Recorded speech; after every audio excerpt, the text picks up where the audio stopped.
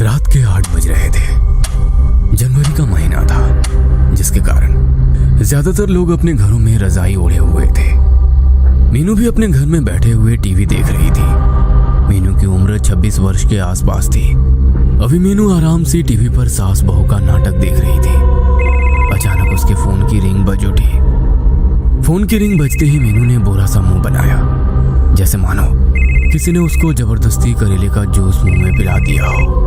उसने देखा फोन उसकी बेस्ट फ्रेंड पूजा का आ रहा था। मीनू ने जल्दी से फोन रिसीव किया।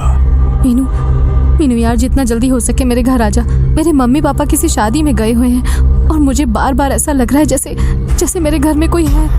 यार, तू कहीं पागल तो नहीं हो गई है? इतनी पढ़ी लिखी होकर भी अनपढ़ों वाली बात करती है। आज के जमाने में कोई भूत प्रेत नहीं होता है, ठीक है? पूजा की दहशत में डूबी हुई आवाज आई।